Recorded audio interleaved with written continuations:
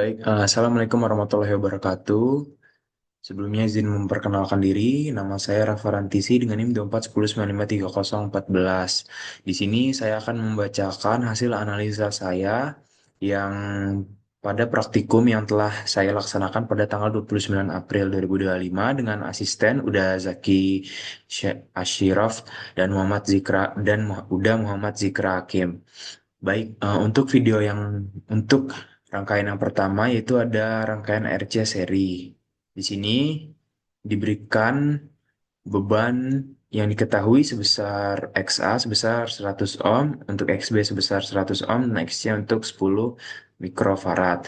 Untuk tegangan yang terukur atau tegangan total, saya mendapatkan hasil sebesar 8,39 volt. Dan untuk arus yang terukur atau arus total adalah sebesar 0,18 miliampere. Dan tegangan pada beban XA saya dapatkan 2,523 volt. Untuk tegangan pada XB saya dapatkan 2,228 volt. Dan tegangan pada XC saya dapatkan sebesar 7,53 volt. Lalu setelah saya dapatkan tegangan dan arusnya, maka saya bisa mencari impedansinya itu sebesar 3,75,91 ohm. Lalu selanjutnya saya melakukan praktek pada rangkaian RLC seri. Pada RLC seri ini yang diketahui ada tiga, yaitu XA diberikan XA itu sebesar 100 ohm, XB sama dengan 1 mili Henry, dan XC sebesar 10 mikrofarad. Untuk tegangan yang terukur atau tegangan total adalah 8,87 volt. Untuk arus terukur atau arus total adalah 0,37 miliampere. Untuk tegangan pada beban untuk XA saya dapatkan 2,515 volt, untuk XB 0,019 volt, dan untuk XC 8,40 volt. Lalu selanjutnya saya bisa mencari impedansi, dan hasil dari impedansinya saya akan dapatkan 333,339 ohm. Lalu selanjutnya ada rangkaian RLC paralel, itu diberikan beban XA sebesar 100 ohm, XB 1 mili Henry, dan XC 10 mikrofarad. Untuk V terukur pada XA adalah sebesar 5,89 volt.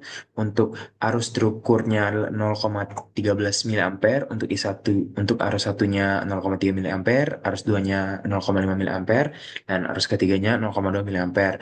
Untuk tegangan pada bebannya saya dapatkan 5,89 volt dan impedansi sebesar 0,314 ohm.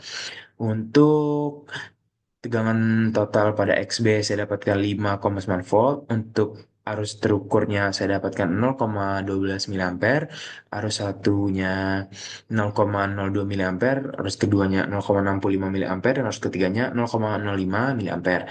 Dan tegangan pada bebannya saya dapatkan 5,97 volt. Serta saya cari impedansinya dan saya dapatkan sebesar 0,13 ohm. Lalu untuk beban XC yang diketahui adalah 10 mikrofarad. Untuk tegangan totalnya atau tegangan terukurnya saya dapatkan sebesar 5,89 volt. Untuk arus totalnya saya dapatkan 0,13 miliampere, arus pada I1-nya 0,029 miliampere, arus untuk I2-nya 0,029 miliampere, dan arus ketiganya 0,029 miliampere. Untuk tegangan pada bebannya masing-masing adalah 5,90 volt. Dan lalu saya dapat mencari impedansi sehingga saya mendapatkan 0,314. Karena di sini paralel, maka V pada bebannya akan sama terus. Lalu untuk analisanya diberikan 4 soal analisa. Yang soal pertama adalah analisa pengaruh R, L, dan C terhadap sudut fasa. Yang pertama adalah resistor. Resistor tidak menyebabkan pergerakan fasa antara tegangan dan arus karena akan selalu nol. Untuk induktor, induktor sendiri menyebabkan fasa bergerak sebesar 90 derajat antara tegangan dan arus. Pergerakan ini bersifat positif karena tegangan di induktor mengalami pergeseran 90 derajat dari arus. Lalu selanjutnya adalah kapasitor. Kapasitor sendiri menyebabkan fasa bergerak sebesar minus 90 derajat antara tegangan dan arus. Pergerakan ini bersifat negatif karena tegangan kapasitor mengalami persamaan 90 secara lagging dibanding dengan arus. Dia bersifat negatif karena dia akan bersifat lagging. Dia akan terjadi lagging karena dia bersifat negatif. Lalu yang kedua, analisa impedansi pada rangkaian RC seri. Pada rangkaian RC seri, kita tahu cara mencari impedansinya adalah menggunakan rumus berikut, yaitu akar R kuadrat ditambah dengan XC kuadrat. XC sendiri rumusnya adalah 1 dibagi 2 pi dikali F dikali dengan C. Nah, apabila kita melihat rumus tersebut, reaktansi kapasitif akan terpengaruh dengan nilai kapasitansi, yaitu di sini. Dapat disimpulkan, jika apabila semakin besar nilai kapasitansi, maka akan semakin kecil nilai impedansi di reaktansi kapasitif di sini. Dan hal ini akan membuat impedansinya semakin kecil. Karena apabila semakin besar ini, maka akan semakin besar juga pembaginya, maka nilai X-nya akan semakin kecil. Lalu karena nilai X-nya semakin kecil, maka nilai X-nya di sini akan semakin kecil juga. Lalu impedansinya akan lebih kecil. Baik, untuk selanjutnya, analisa impedansi pada rangkaian RLC seri. Pada rangkaian RLC seri, kita memiliki rumus impedansi seperti ini. Akar R kuadrat ditambah XL dikurang XC dikuadratkan. Berdasarkan rangkaian RLC, rumus di atas ini dari merupakan rumus yang menjumlahkan antara resistor, reaktansi induktif, dan reaktansi kapasitif. Dari komponen yang dihasilkan, maka akan muncul rangkaian bersifat induktif. Jika XC di sini sama dengan XL, maka rangkaian akan berada dalam sebuah kondisi yang dinamakan resonansi. Karena apabila jumlah XC dan XL-nya sama, maka dia akan habis dikurangi, lalu impedansinya hanyalah R yang dikuadratkan dan diakarkan, yaitu Z-nya akan sama dengan R. Lalu selanjutnya, analisa impedansi pada rangkaian RLC paralel.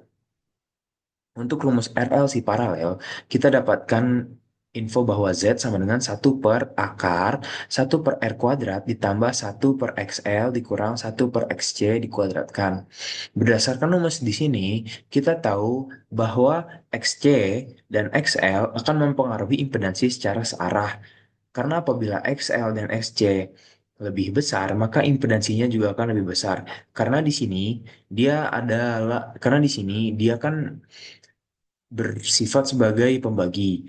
Kalau pembagi di sini, dia otomatis akan naik untuk dikalikan karena eh, ini masih dibagi dan untuk mendapatkan hasil maka dia bisa dikali dan XL-nya akan jadi di atas atau dibalik sesuai rumus perkalian biasa.